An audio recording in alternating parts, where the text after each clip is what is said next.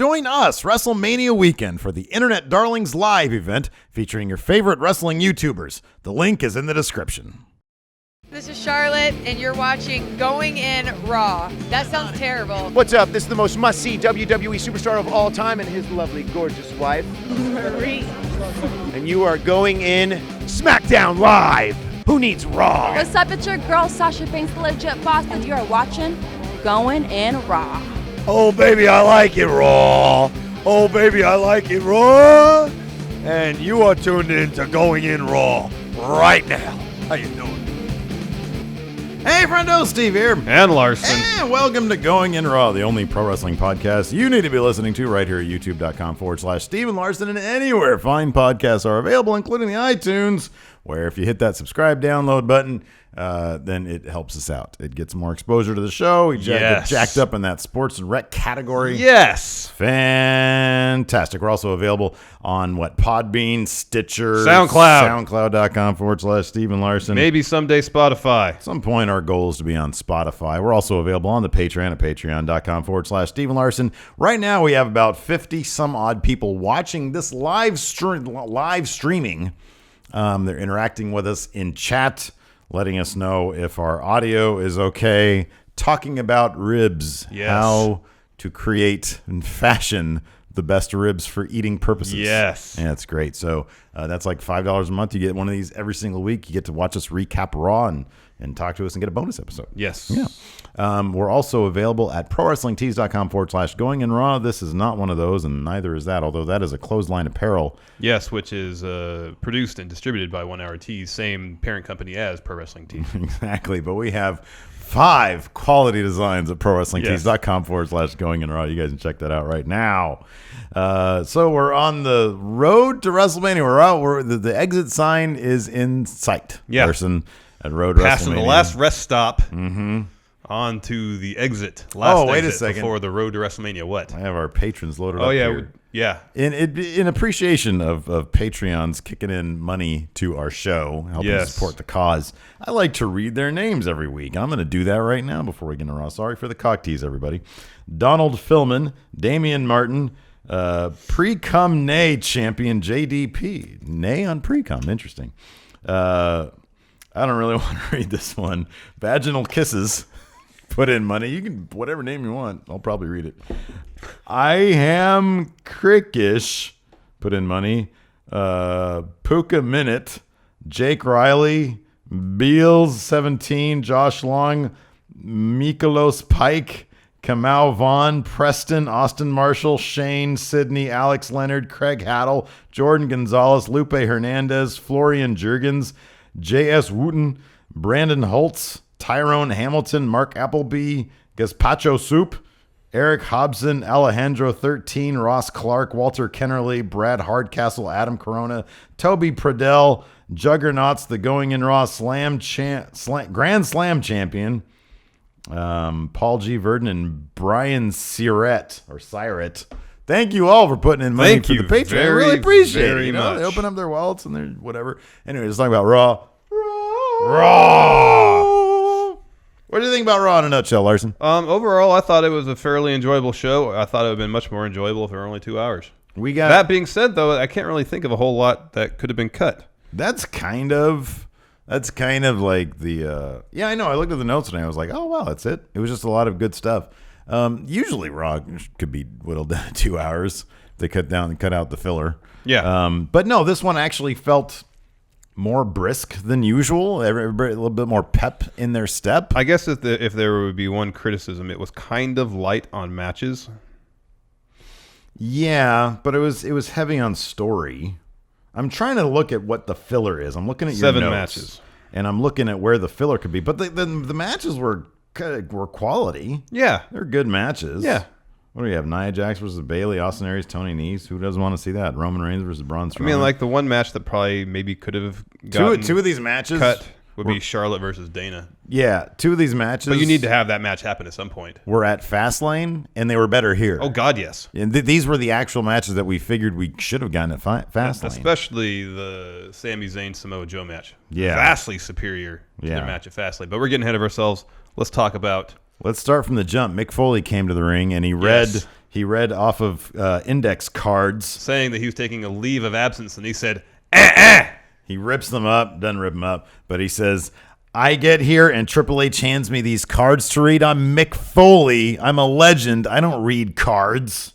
And so he starts talking shit, and then his mic starts cutting out. Yes. And then Stephanie comes out, and obviously she was at Gorilla saying, cut his mic out. Okay, turn it back on. Okay, cut it out. Because it did the thing. It didn't cut out. It just like cut out and then came back on. It was like a loose connection. It was, as opposed to someone at the soundboard. When you have a flashlight, like one of the very few times during the year where you actually need to use a flashlight if you're not a security guard, and the battery's been in there so goddamn long that you have to keep on doing this. Yes. And like, God damn, it just keeps on cutting out. It's a poor connection, yes. Exactly. Stephanie was sitting there in the switch. Or she had a cat. She had a cat near the switch. She was back there at the soundboard hitting mute, unmute. Mute, unmute. Just hit mute and then hit your music. I don't know why you're doing this. Is it just to fuck with them? Maybe that was unmute. Anyways, yeah. Then so she comes out and starts questioning Mick's business acumen, saying you need to, if you're a business person, you need to think with this and not think with this. And then in typical McMahon fashion, she gives him the draw 4 wild card. Yes, and says, "You're fashion police." No, she said, "You're fired." You're fired. I said, "I got 2 words for you. Fashion police." No, she said, "You're fired." She did say, "I got 2 words for you." She did. And so Sami Zayn comes out to a pretty good pop. Well, yeah, man, of course. People love that Everybody song. loves Sami Zayn. Yeah, let's go, loser. And he comes out and says, "Hey, Steph, what you're doing is really unfair." Yeah, you're not good. You're not good. To my Sami Zayn's idol. When he starts laying into Stephanie, the CM Punk chants fire up. I'm kind of okay with the CM Punk chants these days, as long as it's directed, as long as it's specifically aimed at a McMahon, at throwing a McMahon off their game. Yes, Stephanie is mostly unfazed by them, though. She is unfazed. Triple H, on the other hand, still you can tell a little phased. Like last week or 2 weeks ago, whenever it was. It was last week. Yeah, last week really threw him off. Yeah, he got thrown off. This week, not so much. But then I think there was some CM Punk chants during the Bayley Nia Jax match. Don't do that. No, don't. That's not good. Don't do that. That's not good. That was a decent match. Mm-hmm. No, I know it was. It was good. So anyway, Samoa Joe comes out, and Stephanie says, "All right, we're having a match right now: Sami Zayn versus Samoa Joe." And this match was by far what followed better. Than you could tell this match would be better than their Fastlane match because before the match even started, Sami Zayn, who hadn't even taken off his T-shirt yet, did a plancha over the top rope onto Joe as Joe was walking to the ring. I know. Great. I know. This match was fast-paced. Mm-hmm. High impact. Yeah. Samoa Joe did a suicide dive, which I don't know if we've seen since he's been on the main roster. Yeah, I don't know. There's this great match. Great line from Corey Graves. Said, "I wonder if Sammy is rethinking his new role as social justice warrior." That was funny. Yeah, no, this is a really good match. Samoa Joe. Oh, there was a great. Everybody's doing the count out spots these days. Yeah, everybody's was trying to win by count out. Yeah, mm-hmm. Everybody's trying to win by count out these days. Samoa Joe is a big Bad Luck Fale fan apparently. Yes, he was getting the guardrails involved too. Yes. So the finish. Sammy has Joe in the corner set up for the haluva kick. Yeah. Joe counters with his kind of rock bottom choke slam type maneuver. And follows that up with the coquina clutch. Is that what it's called? I don't know. Chokes him out. Yeah. Picks up the win. Great match. So let's talk about this a little bit. Sami Zayn coming out, raising the ire of a McMahon. Yes. AJ Styles was fired, not by a McMahon, but by Daniel Bryan. Oh, yeah. When Sammy came out, the first thing I thought, okay, we have a trade in the works. That's exactly what I thought, too. I love that trade. I think that'd be great. Sami Zayn for AJ Styles. Well, I feel like SmackDown needs to be getting a little bit more. I agree with that. Sami Zayn and Roman Reigns for. I wonder. So let's see the path there. I mean, AJ, it's kind of obvious what the path there is because he's already fired. With Sammy, everything at Mania, we're gonna get Sammy versus Joe again in like a career match of some sort. I don't know. Loser leaves Raw match. Maybe, but why would Joe agree to that stipulation when he just got to Raw? Because he has all the confidence in the world. Okay. He wants to get rid of Sami Zayn. He wants to help be a team player and get rid of Sami Zayn. Maybe it won't even be a Joe stipulation. It'll just be Sammy. If you lose this, you're done. You're out of Raw. You're fired. Yeah, essentially. Oh, if Steph said that, Steph were to say that, say if you lose this, then you're fired. Yeah, because it's fairly obvious. Like, I mean, that it's kind of been a decent long con with them. Like going back months now, Stephanie has had it in for Sami Zayn. Yeah. And so that is actually a long con that kind of makes sense. I like when they do that. So, yeah, and I think fuck, man. I mean, we talked about this on Count this past weekend. Sami Zayn on SmackDown would be fantastic. Oh, yes. And I could totally see him getting the world title at that point because he'd be fucking tops there. Yeah. Oh. Imagine if Baron wins the Intercontinental title at WrestleMania. Sammy comes in. It'd be great. Instant #1 contender for the Intercontinental title. Let's go. Kurt Angle books it. Yes. After a commercial break, we come back and Mick Foley is walking backstage. Sami Zayn comes up to him. Foley, we need you. We need you to stand up for us. And he says, "No, son, you need to stand up for you. Yeah. I'm not going to be that guy anymore." Yeah. And then Sammy says something along the lines of not very often do you get to meet your heroes, and I'm happy I met mine, more or less. And that would kind of come into play later on during the highlight reel. Kind of a theme throughout this episode. And so Mick, making his way backstage to the exit, runs into Cesaro and Sheamus. Yeah. They thank Foley for pairing them together. He runs into Bayley, of course. There's a hug. And right before, or right as he's hugging Bayley, like Bayley notices something, over Mick's shoulder. Yeah. Looks, the camera pans over, it's Triple H. Yeah. Just leathery face. I know. He looks like he's having so much fun being back on TV. And the funny thing is, too, I think that I think he is, but if you look at those bags under his eyes, he looks exhausted. Yeah. He just looks like the day-to-day running business stuff. I'm not gonna say I think that he's a fucking stud, and I think that this is a welcome relief for him to do this stuff. But man, he is aging. Oh yeah, he is leathery face, man. Watching something or reading something where he was talking about, I don't remember where it was, having to wrestle at WrestleMania while still also doing his day job, so to say. Yeah, and how at WrestleMania he's always doing something. Working things out with talent, this and that. And then having to add a match on top of that just makes WrestleMania super strenuous for him. So maybe the build-up to it is just like that as well. It probably is. Wouldn't surprise me at all. So anyways. I mean, we're essentially there. You know what I mean? I know. Triple H and Foley kind of meet eye to eye. Yeah. And then Triple H had like a kind of a grin on his face and just says, Have a nice day. Have a nice day. It's pretty funny. I love this because the look on Foley's face, I don't know if this was intentional or not, but it's like he couldn't help but have, I'm not going to say he was trying to not break a smile, but he was obviously very satisfied with the way things have played out. Yeah. And it looked like it was difficult for him to muster up a disgruntled look. Yeah. Because he looked, he's got that big ass beard to look through. Yeah. But he looked tickled by the prospect of this moment because he knew what Triple H was going to say. Yeah. And the history between these two guys is so thick. And it's funny because neither of these guys are The Rock. Neither of these guys are Austin. Triple H and Foley were very much on the same level. Oh yeah, like from day one in their careers in the WWF. Yeah. At the very, very birth of the Attitude Era, they were so intertwined along the way. Yeah. That didn't Triple H I think retired Mick Foley? Well, retired him. I think the last match that he had before his retirement, and then they brought him back for like 2000, a couple of them. Yeah. I don't know.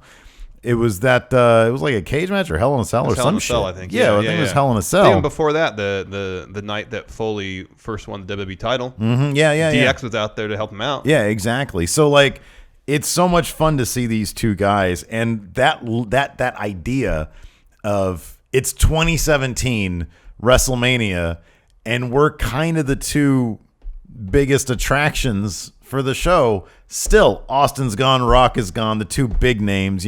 Taker looks like he's struggling, but it's still these two guys goading on the crowds, the ultimate babyface, the ultimate heel in that role. And that look on Foley's face couldn't help but betray that history was just there in that moment. Yeah. And that was great. I loved it. And then, yeah. of course, he goes out the door with the big-ass fat exit sign on it. Yeah. So I really loved it. I thought it was a great little moment. I thought that was a really, really strong opening, half hour or whatever. The first it was to hour the show. of Raw I thought was really good. Yeah. Then we got a Seth Rollins injury update. It's an interview with his physical therapist, Kevin Wilk. Who, hey, he did a great job reading lines or whatever it was that he was doing.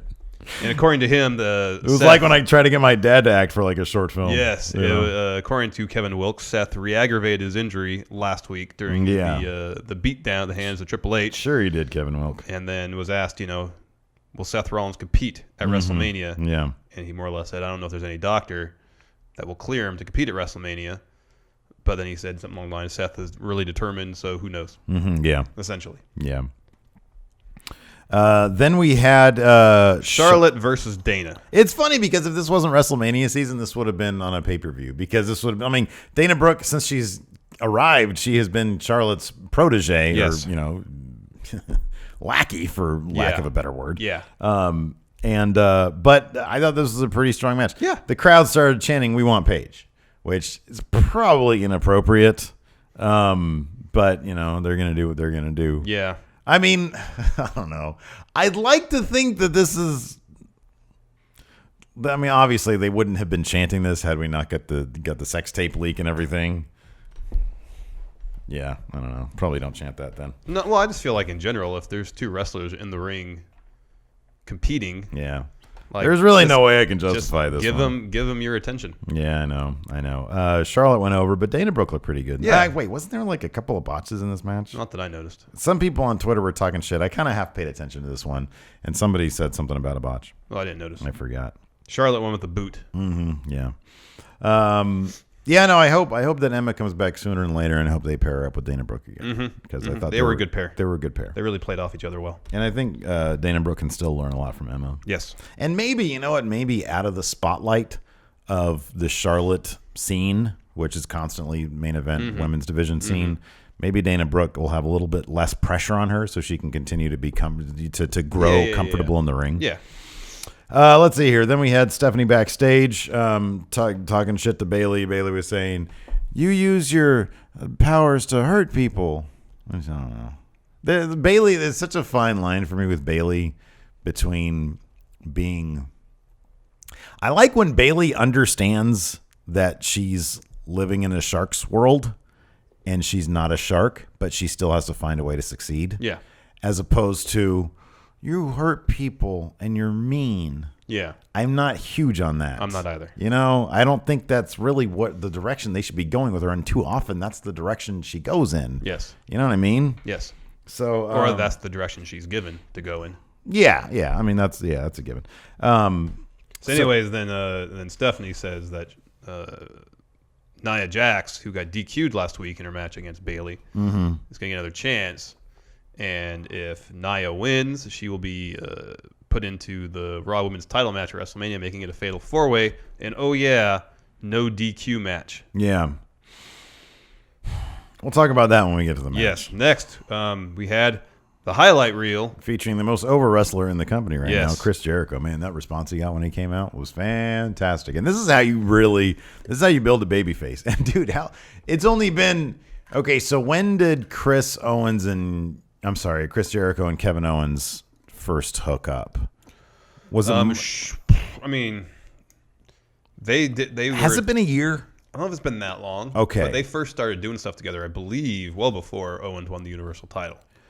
It's so funny that this has been like the perfectly executed heel to baby face. Like getting, how we always say heels have the best chance of being over as baby faces because as a heel, you can really show off your personality. You can do the bad stuff. You can do the fun stuff. Yeah. And then you transition to a baby face. You get over you get over with the fans as a heel because you're so entertaining, and then you make the face turn, and then you get huge pops. And it's crazy. It's a pretty like, basic formula. This is it. The blueprint is just there. It's available for a large number of talented wrestlers. Yes. And the fact that they haven't pulled that trigger on Roman Reigns.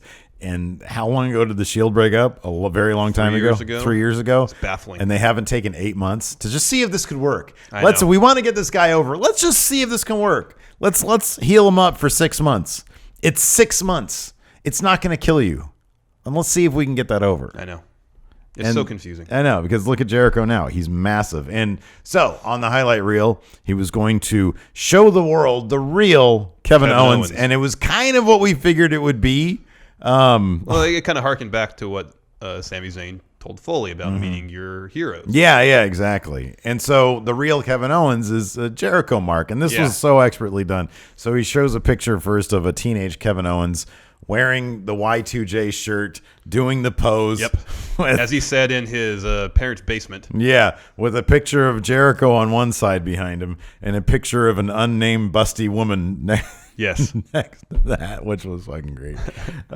He said he's not just any Kevin Owens. He's a fan of Jericho. Marking out, He man. was marking out, man. That was pretty good. Then he showed off Twitter DM exchange From 2014, I guess shortly after Kevin Owens signed with WWE. Where but Kevin just Owens, prior to him showing up to work, basically. Yeah, Kevin Owens went to Y2J looking for some advice. And as Jericho put it, it was like he did it cold. Had no idea who Kevin Owens was, didn't know him. Yeah. And the end of it was Owens saying to Jericho, "Hey, I know what Raw is going to be in Montreal soon. If you need anything, let me know." And Jericho's like, "Need anything from you?" Essentially, I'm Y2J. Oh man. And he said, I did need something from you. I needed the days that I spent recovering after you turned on me back. There you go. You had something on your lip. Oh God, really? Yes. No. He said I needed the hours I spent pulling glass out of my face back. Yes. But then he says, well, anyways, he said, this is what I need from you. And he puts up the picture from Fastlane, or the video from Fastlane, when his music hit right before he used to face Goldberg. Kevin Owens used to face Goldberg. He freeze frames it. On the look on his face, on Kevin Owens' face. And he says, I want this look. This is what I want from you at WrestleMania. And he says, because you know what happens if you're facing off with Jericho at WrestleMania. And he goes to put him on the list. And then Kevin Owens... well, even before that, he said, I'm not... Or he said, Kevin Owens said that we weren't friends, and that's true. And Jericho said, I'm not Kevin Owens' friend. I'm his hero. I'm his hero, yeah, exactly. And then, Jericho goes to put Owens on the list. Smo Joe's music hits. Yeah, that's right, Smo Joe, yeah. He comes out while Jericho is staring down Smo Joe. From behind comes Owens, beats him up, gives him a power bomb, gets the list of Jericho and rips it to shreds. And then has it for lunch. Yeah, he eats a piece. Well, he spits it out. He eats a chunk of it and then goes... And then he does the Jericho pose. Yeah. Over Jericho. This has been... Crowd was booing him. Oh, yeah, I know. So much heat. It was great. It was good. It was great. Kevin Owens knows how to get heat. It's great. Yeah, Next. this is gonna be Sorry. This is gonna be. I was just gonna say. I mean, we all know this. This is gonna be a good match. Yeah, it's gonna be a stellar and this match. is probably the best built match leading into Mania. Oh yeah. I don't think was there any decently built matches last year. Last year was such a clusterfuck because of all the injuries and shit. Roman Reigns versus Triple H was a shit show. In certain aspects, the Lesnar Ambrose buildup was decent. 'Cause I was excited about it, but that match was such a dud. No, you could kind of tell. Like I remember watching. I remember that and being Ambrose like, trying so hard to make That's it what I interesting. remember. And it's funny that he totally, And I thought Lesnar was doing this kind of cold, detached thing. No, Like he this was is- literally. No, I know, he did literally, not I know. give a That's how shit. he did not give a shit. But I thought that was his angle on that story. I think I remember deep down just seeing that Lesnar did. I think that was when I was on my big anti-Lesnar kick. I was like, this is fucking bullshit. Like, this is stupid. Or I was getting there anyway. Let's see here. Then we had T.J. Perkins versus Brian Kendrick. It's a very quick match. Yes, it was. Brian Kendrick going easily with a sliced bread number 2. He grabbed the mic, did a promo saying that he happened to find Akira Tozawa's passport on the locker room floor. Stole his passport. Yep. He didn't turn into Lost and Found. Let me ask you something. I was leaving the gym the other day, and there is a set of Apple iPhone or headphones. Earbuds. Yes. Well, these days aren't earbuds the wireless ones or those iBuds? What are those called? I don't know. I don't have an iPhone. Anyways, they're the wire ones. Okay. Just laying there in the parking lot. What would you do with that? In the parking lot? Yeah. I left it as it was. Because we can do take lost. Who's going to think? Oh man, I lost my headphones. I better go to Lost and Found. What else is? I mean, I assume the gym you're at a standalone structure, or is it like a strip mall? Standalone structure. Okay, I might have taken them inside. Really? Because if it's a strip mall, then it's not necessarily, it's not necessarily someone that went to the gym. Yeah, you're right. Dropped them. Yeah. I don't know. I didn't do anything. I was like, nobody's gonna look for these at Lost and Found because that's weird. Because who just puts in who gives up earphones? That's weird. So I'm just gonna leave them here. Maybe the person will. Did you be sure not to drive over them as you left? Oh yeah, my car was way out there. Okay. This was like, no, of course. No, where are they? Fuck your headphones. Let's see here. So yeah, it's funny because people are pointing out to me, man, all this crime happening on the WWE programming, arson, assault, and now Brian Kendrick is stealing Akira Tozawa's passport.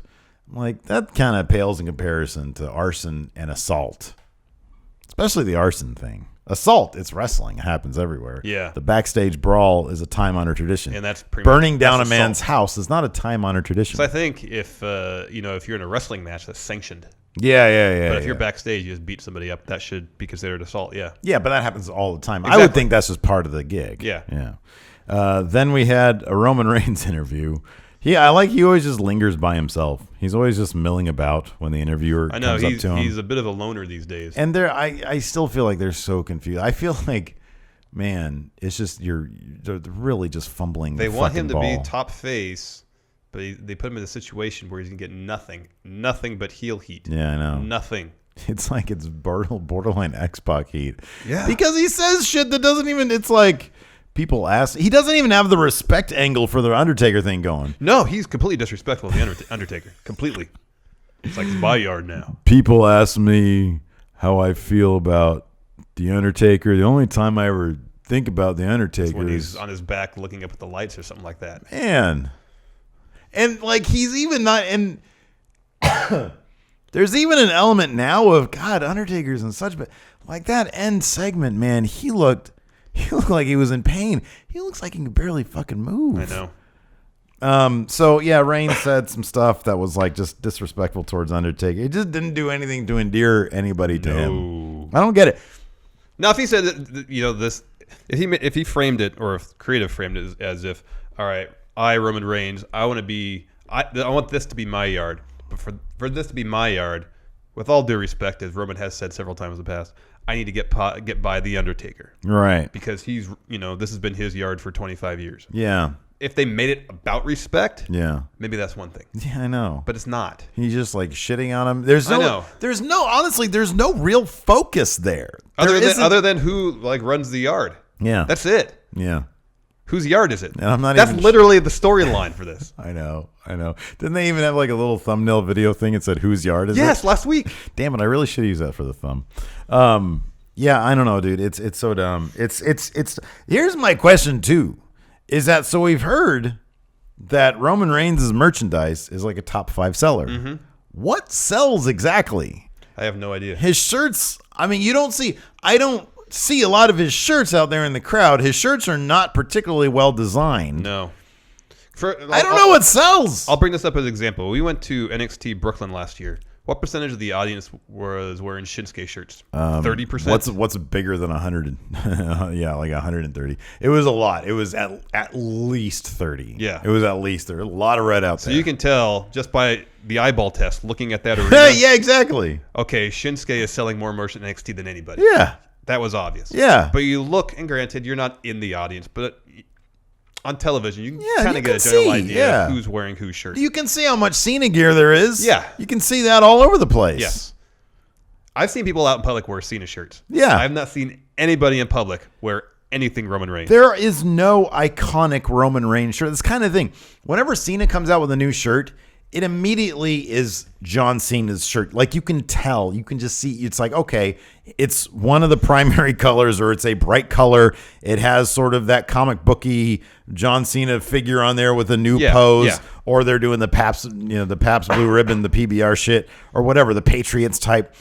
There's different variations. They're all very distinct. Roman Reigns just has like that. it says like the Empire. What I don't know what it said, but they're all very like they kind of run into each other. There's nothing iconic about any of his merchandise, and I'm like, what are people buying exactly? His logo isn't very good either.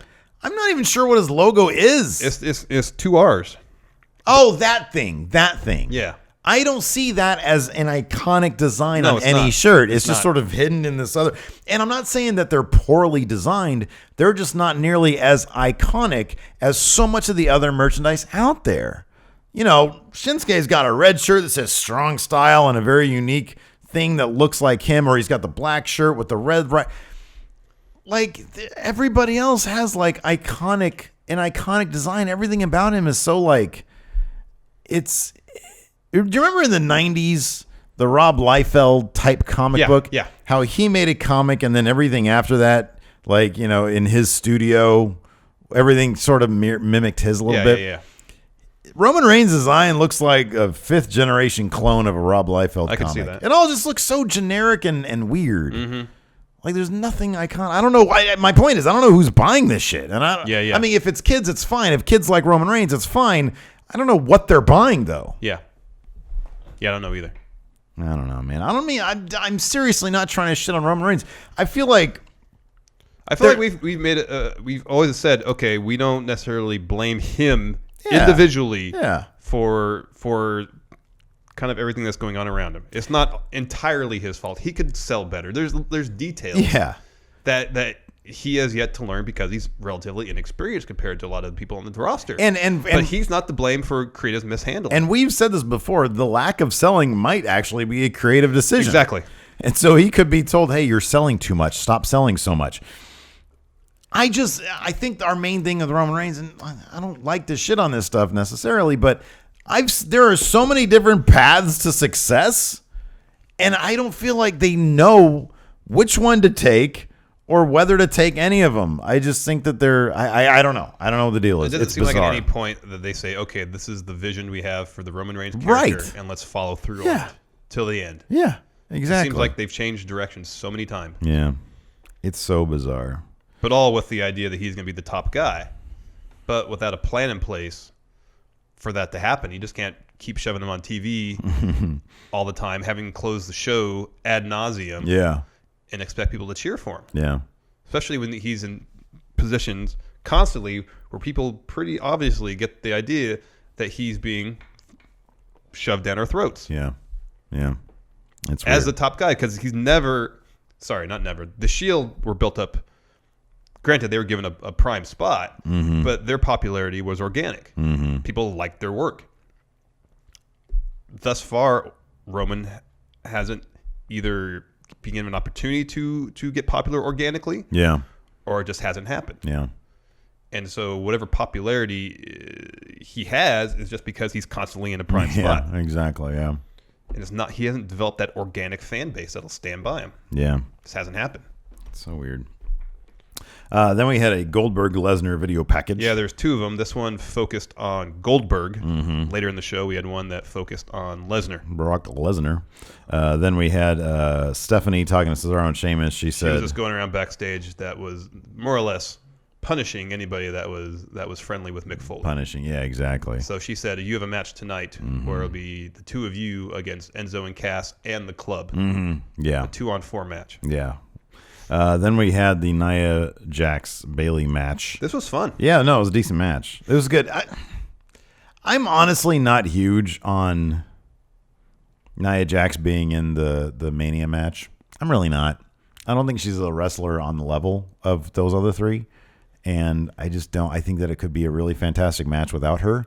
And on top of that, I kind of wish that I understand the idea of like booking Bayley weak-ish leading into Mania so that the odds are stacked against her. I kind of feel like Nia doesn't belong in the match, and it kind of would have been cool for Bayley to pick up an actual win against her. I know. And show that she is a legit champion. There's a very good chance she's not going to win at Mania. I mean, that's sort of my feeling on this. So what do you think her odds of winning at Mania? You think they're pretty good for Bayley? Yeah, I think they're pretty decent. I think she's the favorite. Yeah, I think so. But yeah, I mean, maybe that'll turn things around. See, I mean, I think they can still book a good match with Nia in it, but without her, you can imagine this really fast pace. Yeah, I know. In spots like technical wrestling match potentially. We saw all the great stuff that we saw between Bayley and Sasha Banks in NXT. Yes. All the great stuff we've seen between Sasha and Charlotte here on Raw. And kind of merge all that together. Yeah, exactly. Into one kind of really stellar match. And Nia Jax has really improved. Yeah. I think she's better than she was when she was in NXT. She's better than she was when she got brought up. Her shit talking ability during a match is fantastic. Yeah. Her character work during a match is really good. Yeah. So maybe storyline wise, she can bring an added element to the match. I hope so. I'm not a huge fan of that decision. I think that and I know you have to sort of to a degree protect Nia Jax because she's, I think that she has a bright future and everything. But I don't know. I just feel for right now. Yeah, no, I understand that. Like, I think that they would have done so much of a service to the match if you would have established Bayley as like, okay, we're sort of, cutting the fat from the match. And what you could also do is and granted, maybe if they want to keep Nia as a heel, they didn't want to do this, but have her on the outside looking in for Mania, getting pissed off about it. Yeah, I know, exactly. And then going on a rampage afterwards saying, I belong in that match, I want a title shot. Yeah, exactly. And make that, assuming it's Bayley that wins, make Nia her first major feud coming out of Mania. Yeah, yeah. Let's see here. Then we had, was this the big Triple H interview? Yeah, I missed part of it because I had to walk the dog. Yeah, no, I watched it. I watched a bunch of it last night, and then I won't rewatch it again today. And like you said earlier, it does just feel like he's having a good time in the ring. Yeah, he didn't say too much new during this, right? No, he didn't. He Apart just from when he was going to leave the ring, he goes, "Oh, I got an idea." Yeah. After he gave Michael Cole 2 tickets to give to Seth Rollins and nosebleed for WrestleMania, he goes, "What if there was a way we can have a match where essentially after I beat up Seth, he wouldn't sue us?" And so they're going to have a big paperwork signing next week, hold harmless form. Never heard of it. Maybe it exists. Dude, this is the go home show. So essentially, they're what's the term? Indemnifying themselves. Yeah. They can't be sued because it's not cleared. Yes. So Triple H wants a non-sanctioned wrestling bout. So, I have an idea. This is what they should do. All right, let's hear it. They should hold this bout on a barge in international waters, completely unsanctioned. That'd be great. Have it 45 miles off the U.S. coast. Yeah, I like that. That's good. And just have it broadcast in the stadium. Yeah. That's what they should do. That'd be a good idea. Like in the old days of boxing when it was illegal. Yeah. They'd have it in a barge. Out in the ocean. At least I remember in Gangs of New York, there was that scene where there was a boxing match and they had it on a barge out in the ocean. No, I don't remember that. Really? Was that some other movie? I thought it was Gangs of New York. What? It might be. It's a really long movie, and I think I've seen it all, but I don't remember that part. It could very well be. I just like that wrestling scene from The Nick when that dude he loads him up on some sort of amphetamines, I think. And he sends him out there, and he just collapses. He wins, and then he collapses and dies. Oh man, you're looking it up right now. I'm trying to. Maybe I'm imagining that in another movie. There's a movie I know that has a boxing scene. Yeah. And it's kind of not very good CGI matting. Right. And I thought it was Gangs of New York, but I could be wrong. I just like that they actually use the word "hold harmless." I know. Because, this is the go. Nothing is more riveting than the phrase "hold harmless." This is the. Oh, exactly. I had to look at it and say, what am I looking at? What did they fuck up typing contract signing or something? This is the go home show for WrestleMania, and you're signing. Okay, Seth. So in order to do this, what's your who's your insurance provider? Okay, cool. What do you have your insurance number? I get that for you later. Who's your physician? Okay, cool. So you gotta make sure you get your lawyer to look over this. Yeah. Now, what's your Social Security? Do you have your card? I need to make a copy of your driver's license and your Social Security card. Okay, and then just initial here, sign here, and then it's just we got to get what's the dude name that comes out there and witnesses it? The notary public. Yeah. We got to get a notary public out here. Yeah, I don't know, man. It's I'm not excited for that. But it is what it is. And I'm actually kind of excited. For the Triple H Seth Rollins match, to be honest with you. Yeah. I've actually kind of liked Seth Rollins now that he's gone. Now that he's been gone for a little bit, I'm fine with it. This is really bothering me. Okay. I was pretty sure it's Gangs of New York. Okay. Can we just look this up after the podcast? Can we just do this after the podcast? Yeah, I know. I really don't want to have to cut anything out because no, I know. don't Keep like on going. editing. I'm gonna look at this one. I don't want to keep on going because I don't want to talk to myself. I'm completely involved in this conversation. All Continue. right, then we had you're not because you're watching a video and it's just a trailer for the Fate of the Furious. I know, but it's running before this clip. I want to see if this is it. They're really loading up. How much do you think that movie cost? Fate of the Furious. A lot. Probably like what, 200 million. I should have just fucking said yes. I should have said, oh, yeah, that was a great scene on the barge where they were boxing. It was fantastic. This scene you're showing me, I don't remember this, so it probably is the scene that you're talking about. Yeah. Anyways, after that, we had Cesaro and Sheamus taking on the Club and Enzo and Cass. This was kind of obvious it was going to happen. The Club ended up taking out Enzo and Cass. Yeah, that was stupid. To just start it off. How dumb was that? It's not a real fucking match. You've got a heat, like, this is like super top-notch fucking book this match because 2K17 couldn't have a real triple threat match. Yeah. Tag match. We had Cesaro and Sheamus faces, Enzo and Cass faces, and they're teaming up with heels. Of course, Cesaro and Sheamus are going to win this because the other two can't get along. I know, but still, like, why the hell, as competitors, if you're the Club, why would the first thing you do is kick your partners out of the ring? Because you know it's not going to matter. That's been their MO for the past like month in attacking. It makes them look like they don't know what they're doing. Like last week when they caused the DQ in the match. It's like, well, there's no winner, so we don't have to defend our titles at WrestleMania.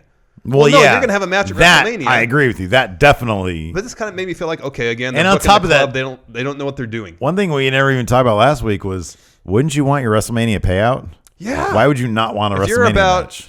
What's their catchphrase? Being mean and making green? Yeah. You have to make the green. On the other hand, he always talks about his guaranteed downside. So maybe they're just totally fine with the guaranteed downside. They're just going to cruise. Yeah, exactly. So anyways, the Club takes out Enzo and Cass. Sheamus wins with a bro kick. And yeah, it was very short. They're supposed to be happy about that. It was ridiculous. Yeah, it was kind of stupid. I don't like any of it. Then we had the New Day backstage, and they did very, very briefly with one line, with one throwaway joke. What did it was a Kofi? He said, Xavier, you have something you want to tell us? It was a Big E. Okay. Said, is there something you want to tell us? Of course, talking about his dalliances with Paige and Brad Maddox. And he said, yeah, WrestleMania, you know. So they had they were talking about what to expect from Raw, what to expect, what they're looking forward to yeah, on SmackDown, et cetera, et cetera. So they kept him out of the ring. Let's see. We here. had Austin Aries versus Tony Nese. Yes, another good match. Nese put Austin Aries in the torture rack. A move. Let me ask you something. Let me ask you something. What? Why was Corey Graves referring to it as a standing torture rack? Maybe there's another, like a kneeling torture rack. I don't know. The torture rack is simply the torture rack. How can you execute it in any other position? Are we professional wrestlers? No. Is Corey Graves? Not anymore. But he used to be. A standing torture rack as opposed to a what? Maybe there's a torture rack that has been done where it's either some sort of squatting, kneeling, or lunging pose. In that case, don't know. In that case, wouldn't you call that a squatting torture rack? I don't know. It's standing torture rack is just as a far torture as I'm rack. Concerned, I was happy to see a torture rack on TV again. See, I took a positive out of the situation. You found the negative. I was just confused, but they did give a name. Corey Graves did give a name to Austin Aries. They might want to think that over again. It was horrible. A discus 5-arm. And everybody gave Corey Graves shit for that name. It's a terrible name. It's awful because it's better than a forearm. Just call it a rolling forearm. Or elbow, rather. Elbow. Yeah. Discus 5-arm's not good. And on top of that, call it the greatest forearm that ever lived. Well, hold on a second, though. A double forearm. An elbow and a forearm are not the same thing. No. So is it an elbow or is it a forearm? I mean, technically it's a forearm. That's what actually hits the competitor. Then you shouldn't have called it an elbow in the first place. You should have called it a forearm. A discus forearm is fine. How about this? Call it a discus forearm, but have 2 A's in it. Well, nobody sees it written out. Nobody sees it that way. It fits into his A double nickname, though. If this was all closed captioning, yes, then yes, I would agree with you. But then you can put that on a T-shirt. Nobody would buy that T-shirt. If it was well designed, I might. More people would buy that than they're buying Roman Reigns gear. I don't know what they're buying with Roman Reigns. I don't know either. What are they buying? Anyways, Aries wins with a discus 5-arm. Horrible name. When we go to Mania, I'm gonna get on my iPhone and interview people that are wearing Roman Reigns. double elbow. I'm gonna interview people wearing Roman Reigns gear. The greatest elbow that ever lived. That's a great name. I'm gonna be like, what were your choices? This shirt that you're wearing now, and what else? You're a Roman Reigns merchandise buyer. What made you do that? Yeah. I want to know how many people bought it off WWE shop versus bought how many it at people the show. buy it based off of sheer minutes that he's on TV? Well, he takes up a lion's share of what's on TV. Here's the thing, though. Like when we buy, the few times that we buy stuff off WWE shop, it's a very considered decision. Oh, yeah, man. It's not impulsive generally. No. But if you're at a live show and you go to the merch table and you're determined to spend your $35 you have in hand. $35. And, we know going to the shows we've been to, the merch selection at live events isn't that great. Yeah. It's limited. That's true. So you go up there, maybe you go up to the merch stand and say, for example, I really want an Austin Aries shirt. Yeah. I love Austin Aries. Yeah. But they don't have any. Who else do I like? I like AJ. Oh, they don't have the shirt I like that I've seen online. I'm going to wait and buy it then. But you really want to buy a shirt to have a memento from the show you just went to. And so you look over the board they have at the merch table, and it's like, oh, okay, Roman Reigns is okay. That shirt's okay. I'll buy that one. Maybe I'll buy a Roman Reigns shirt this time around, or Mania. That'd be an interesting experiment to do. You buy a Roman Reigns shirt and see what kind of reaction you get from the crowd. Yeah. We should do that. I'm going to cheer the shit out of Roman Reigns. Good. I'm going to be a Roman Reigns mark. Good. I should buy one of them replica vests. Good. Do all that. His gauntlet glove things. Buy those too. Do all that. Yeah. No, I'm not going to do that. Next, we had a package hyping the return of Emma.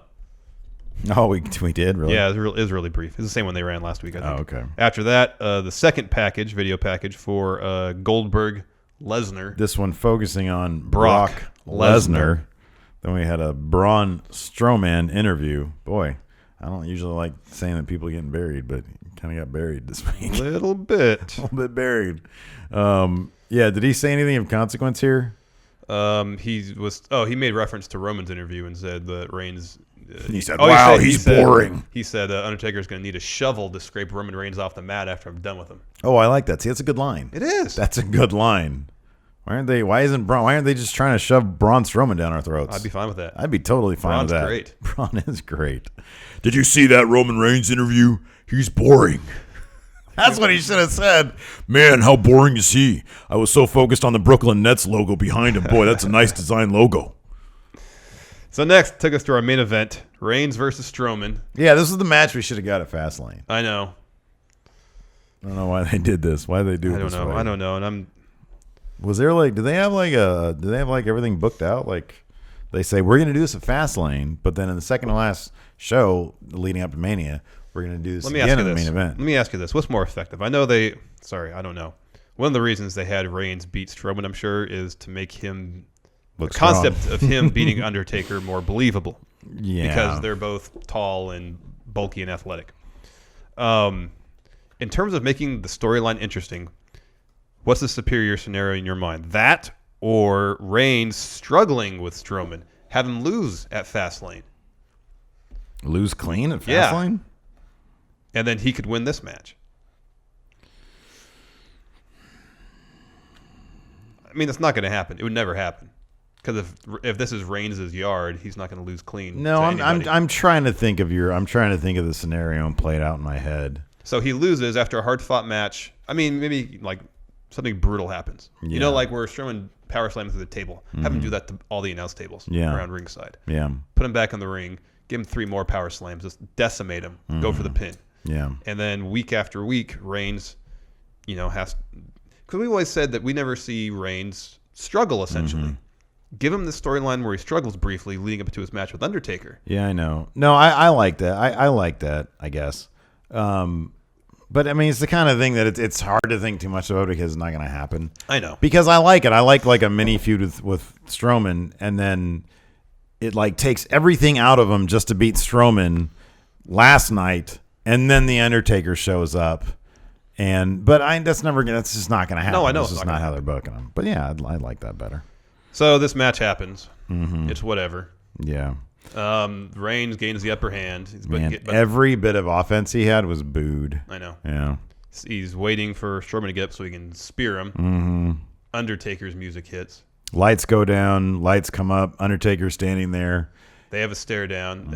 Undertaker's aware that Strowman is over his shoulder. I got eyes in the back of my head. He turns around quickly, gives an awesome chokeslam to Braun. I said we were picking our basketball team that Braun had a great vertical leap. Yeah. I was proven correct last night. Yeah, he that did was all a the great work on that chokeslam. one. Yes.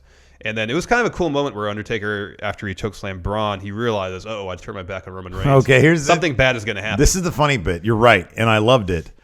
But it also could be misconstrued as, ow, that hurt me. Yes. I know. And, I thought that too. And several people on Twitter, at Real Going In Raw, where I kind of been live tweeting lately, but kind of not, mentioned that as well. They said, man, that looked like it really hurt Undertaker.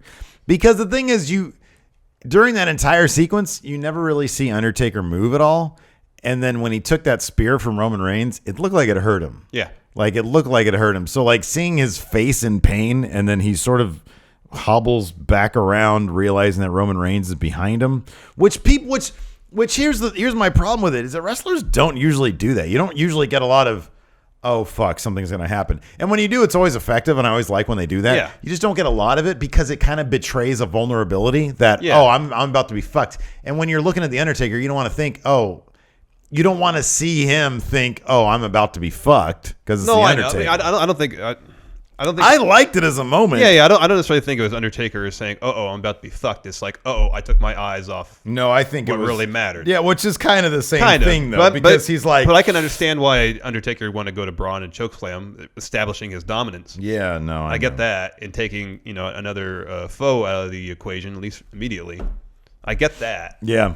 But then that by doing so, realizing, that might have been a mistake. Mm-hmm, yeah. I don't know. I liked it. Yeah. No, I liked it. I liked it too. If in the back of my head I wasn't thinking, did that just hurt him? Oh, I know. That occurred to me as well. That was like in the back of my mind. When we first started, and it's hard to separate reacting. the two. I know. When we first started reacting to the chokeslam, I was like, did he hurt himself? Yeah. But then he did this. Yeah, he's reacting to. He just realized he made a mistake potentially. Yeah. So Reigns spears the Undertaker, goes out of the ring. He's looking back towards the ring as he's on top of the ramp, and the Undertaker sits up. And the Undertaker gets up, does his thing like that. And then we closed out with Undertaker's music. Yes. Yeah. So that was a welcome. But Reigns was still on top of the ramp. Enjoy it while you can. Reigns was still part of the equation. I'm kind of looking for. It's funny because I think I say this every year. I'm kind of looking forward to just what happens after Mania with Roman Reigns. I am kind of curious to see what they're going to do with that. I fear not much is going to change. Because I mean, like, for example, going into this Wyatt Orton match, we were like, okay, this has the ingredients to be something cool if they do something interesting with it, and especially if they do something interesting with it afterwards. But the way they're laying things out, maybe this is just a setup to swerve us. Could be. It just looks like we're gonna have a face Orton champ and heel Wyatt who jobbed out again at WrestleMania. Maybe with the Wyatt family again. I don't know. But it seems like, okay, well, let's return to kind of the status quo. It's not interesting. Yeah, I don't know. I know. We'll see. We'll see. And granted, The Undertaker isn't the foe he used to be. Yeah. But as we've said before, when people wrestle Bray Wyatt, they should be changed by it. Yeah. Something should happen within you after you face The Undertaker too. Yeah, that is not. You would think. I know it hasn't happened recently. Yeah. But you'd think that would be the case. It'd be interesting if they were to make that the case, but they probably won't. Certainly be nice. We have a lot of questions to get through today. Yeah.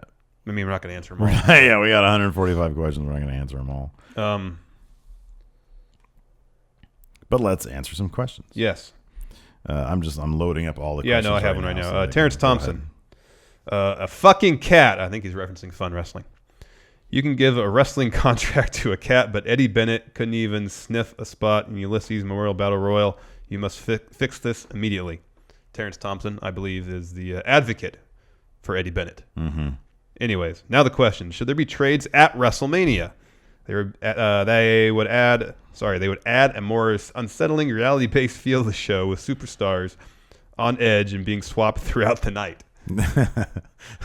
I mean, when you frame it like that, that'd be great. It'd be Pure fantastic. chaos. I like people on It would edge. be the ultimate thrill ride then for people that work for the company. You know what? I'm going to legitimately miss that stupid Thrill Ride commercial because of that sequence where they're going down. And for some reason, Undertaker always stands out to me because he's so slow and he's does that. I know. He does the Yano. I know pretty much.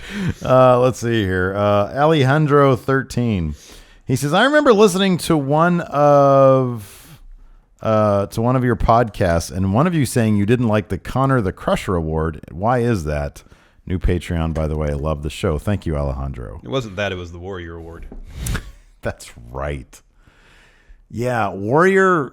What? I mean, I don't want to pay disrespect to the dead, but he said a lot of fucked up things in his day, and to manufacture the sort of Warrior Award based on a dude who, I mean, just because he made nice with the WWE at the end, I wasn't into it. Mm-hmm. I wasn't into that. Mm-hmm. So I think that's what you're talking about. Yeah. Yeah. Butch Bacon's grease catcher, Jerome Murray.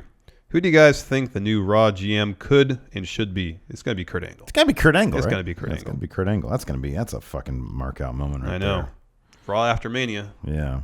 Hamza Halal. So what actually happens? Sorry. So what actually happens when you're put on the list? Are you given the cold? I like he writes the way I think he talks. He writes with a bunch of likes in it. Are you given the cold shoulder by everyone backstage or something? No, I think it's just Jericho that gives you the cold shoulder. Yeah, I would think that. Yeah. Rick Steiner's dog.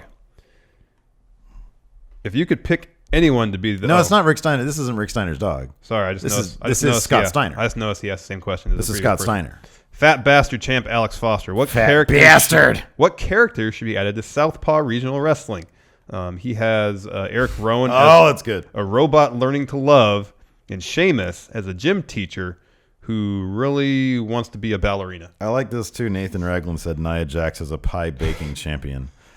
Those are all really good. Those are good. I'll be honest with you. I'm not sure I could do better than any of that. Although I would like a Magnum TA type character. Remember, that picture of Magnum TA, and I think it's Dusty wearing those ridiculous fur jackets? Yes. I want a guy who has a ridiculous fur jacket. Yes. That's what I want.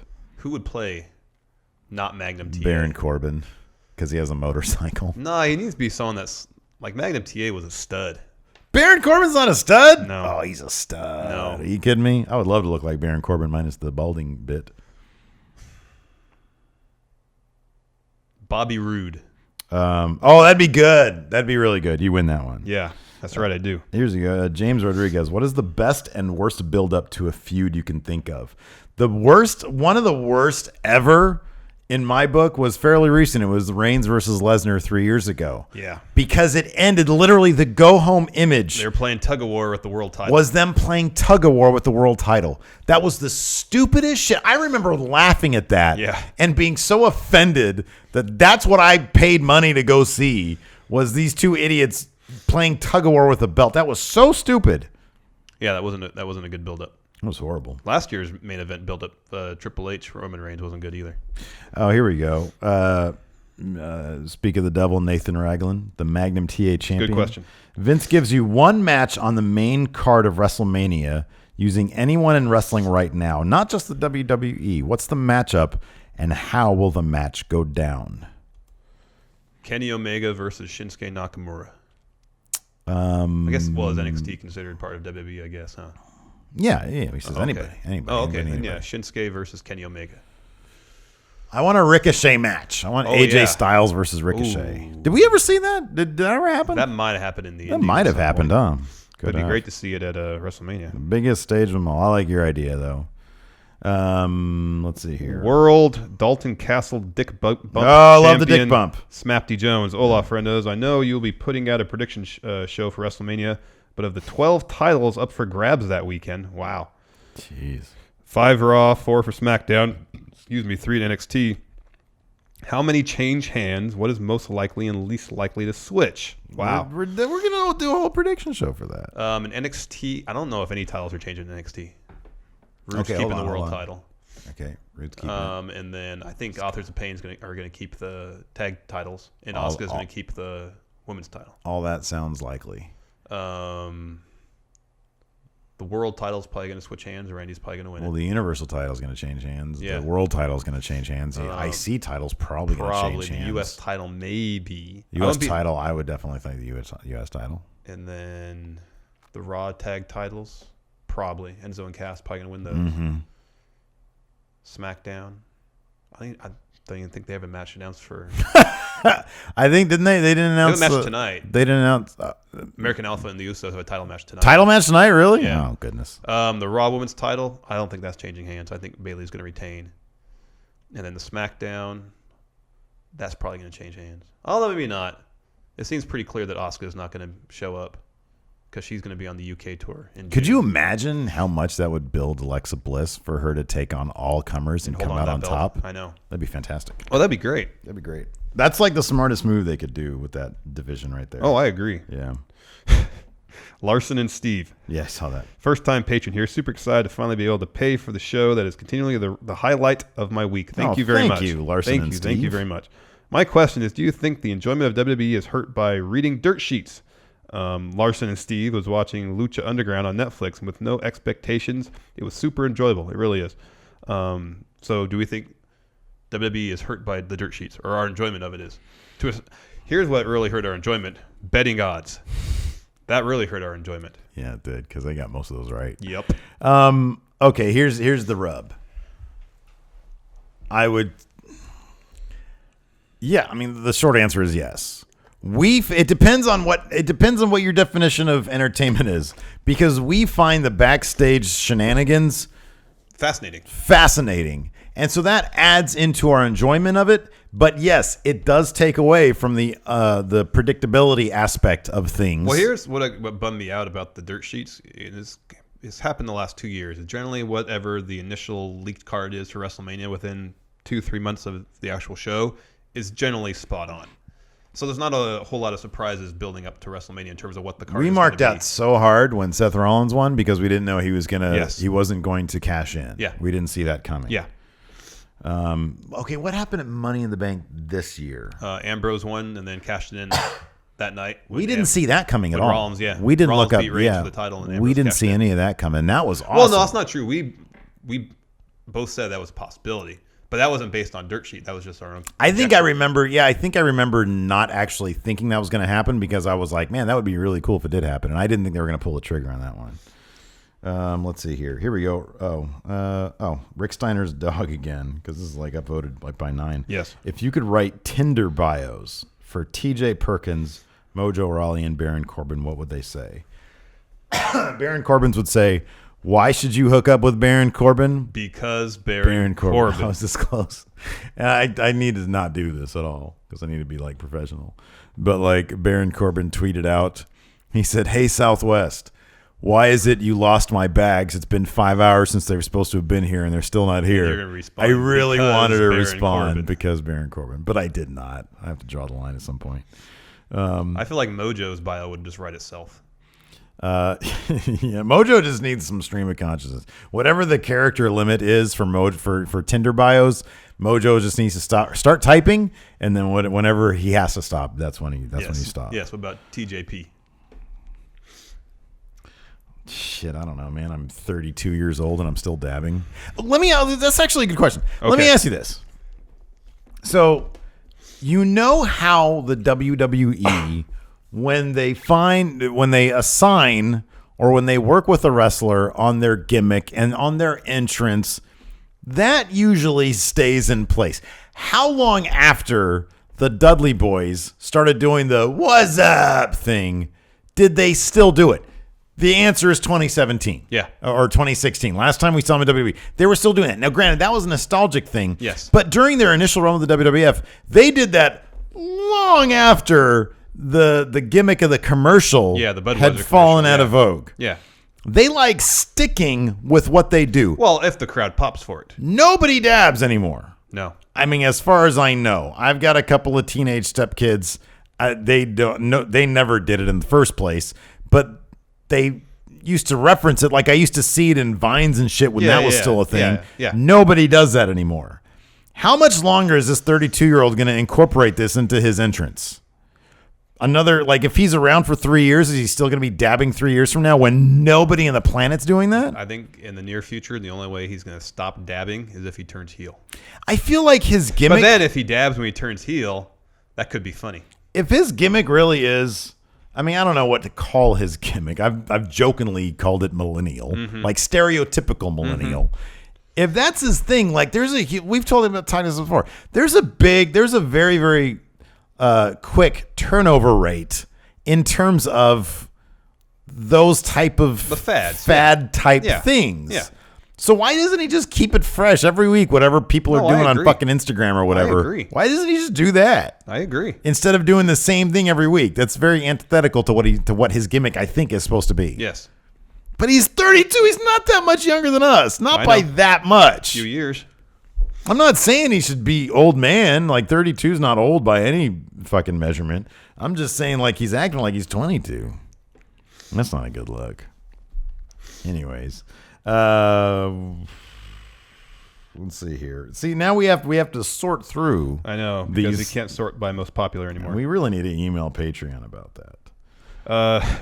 Squid nipples for the people. Oh, I like that. First time patron. Thank you very much. Thank you. Hey, friendos. I feel like WWE has dropped the ball on factions lately. I mean, the Triple H faction hasn't debuted officially, even though it's glaringly obvious it exists in some fashion.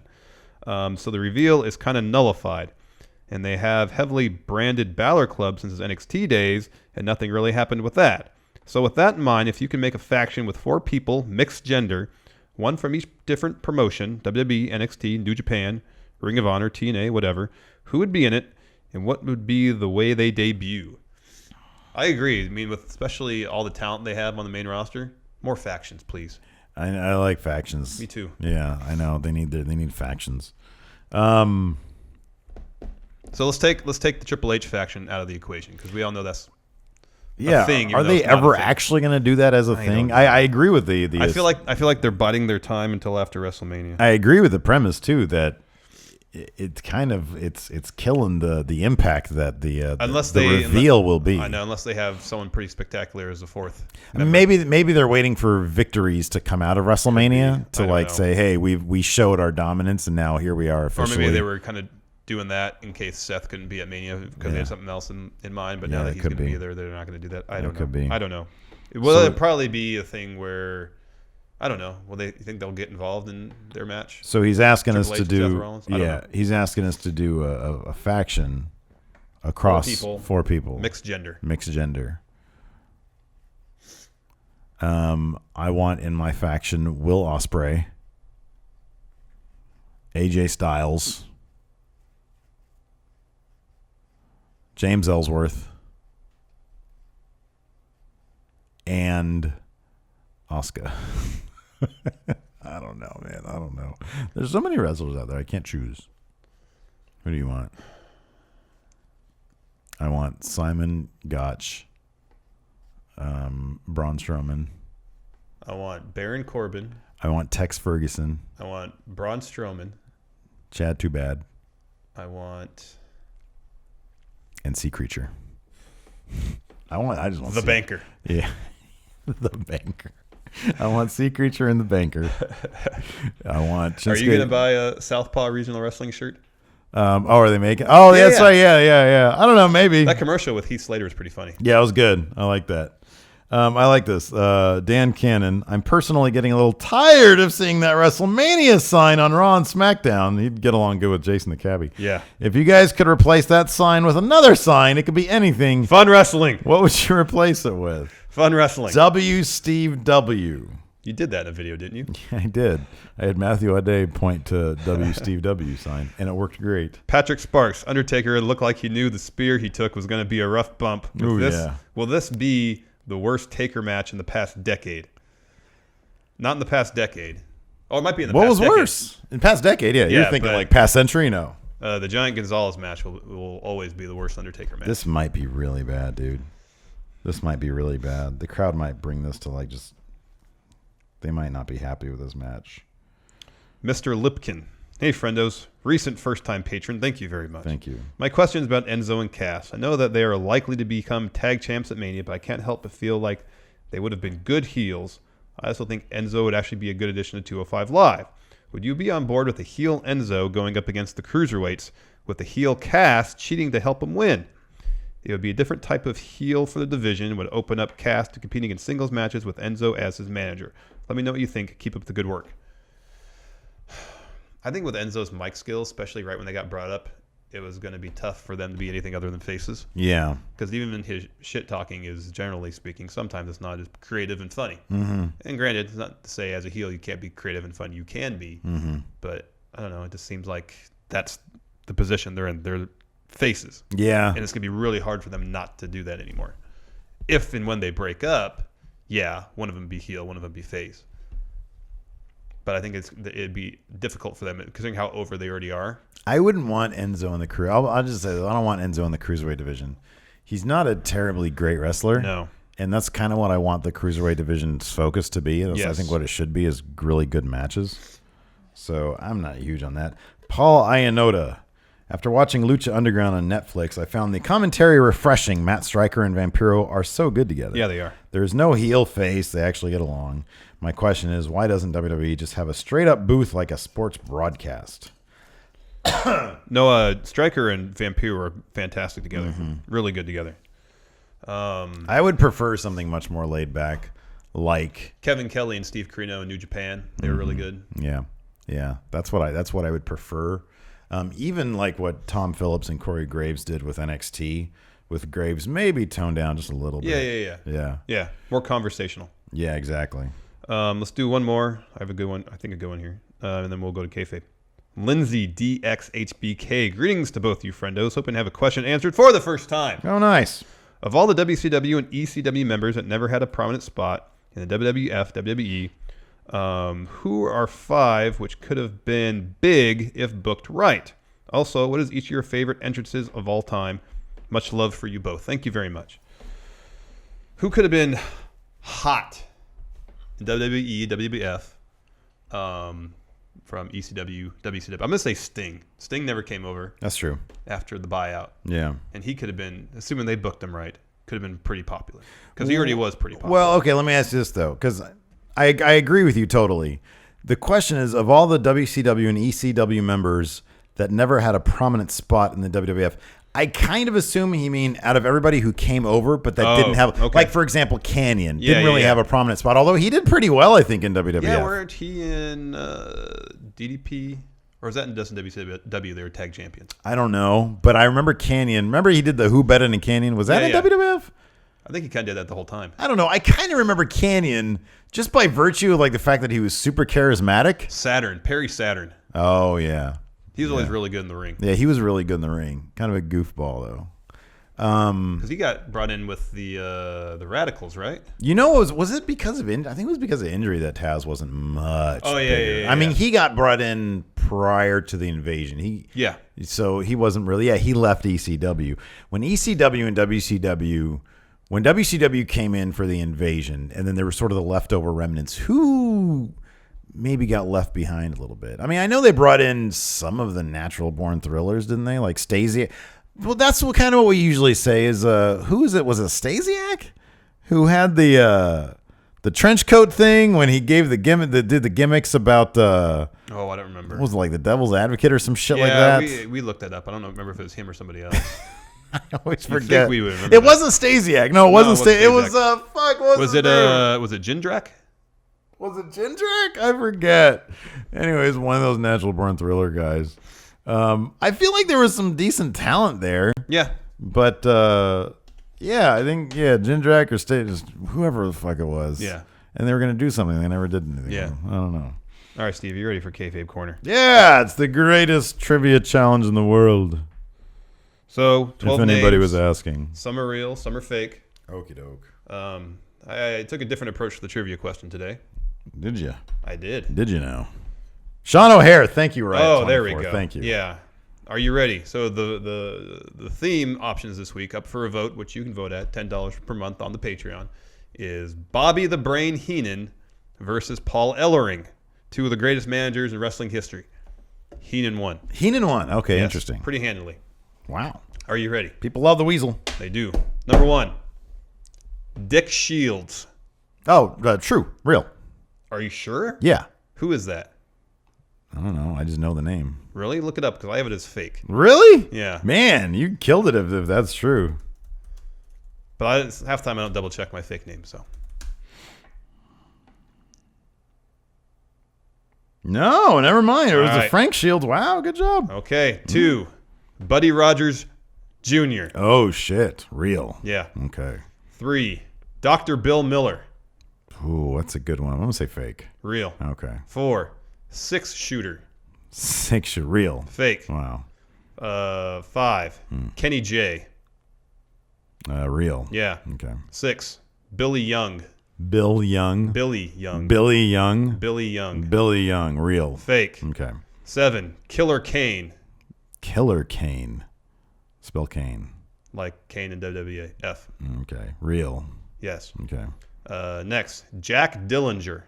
Jack Dillon. Real. Yes. Okay. What is this? 10. 9. Will Tuck. Wilt fake. Yeah. Okay. 10. Guy Mitchell. Guy Mitch fake. Real. Okay. 11. Bully Warren. Bully Warren. Yeah. Bully Warren. Yeah. Fake. Yeah. Okay. 12. Tony Torpedo. I'll say real. Yeah. It sounds so stupid. All right. So this is the trivia question. Okay. I want you to name the original members of the Heenan family. There's 4 of them. You'll get a point for every 2. So if you get all 4 of them, you get 2 points. If you get 2 of them, you get 1 point. This is the only trivia question? Yes. Because for 2 points. Okay. We got 7 now. Wow, you came back pretty good. I did. You were struggling in the beginning. I was.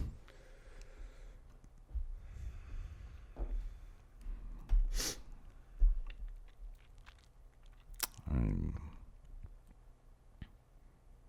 struggling even to think of one. Heenan family. Mm-hmm. The very first Heenan family. Junkyard Dog. No. No. Ted DiBiase. No.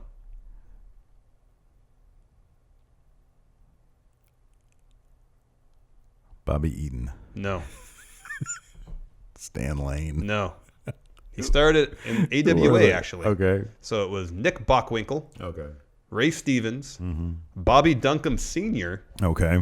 and Blackjack Lanza. The only one I should have gotten was Bockwinkel. Bockwinkel. Yeah. Because of AWA. Yeah. Yeah. I don't know my history very good, but I got 7. Yeah, So so I think you're up 5? Now are we even? Yes. And you were up by 4? Oh, if I was up by 4. No, I don't know. No, I thought it was up. I remember if it was up 2 or 3. I'll have to check. So you're either up 3 or 4 or 5. I'm up 5, baby. Okay, nice. 5. Good job, me. Good job, you. I have all sorts of multipliers for trivia. I'm happy you'd be. All right. Stay tuned for the bonus episode. And for the rest of you, thanks for tuning in. Till next time, we'll talk to you later. Oh, now I got to find out where that movie scene Yeah, was. now you can do it.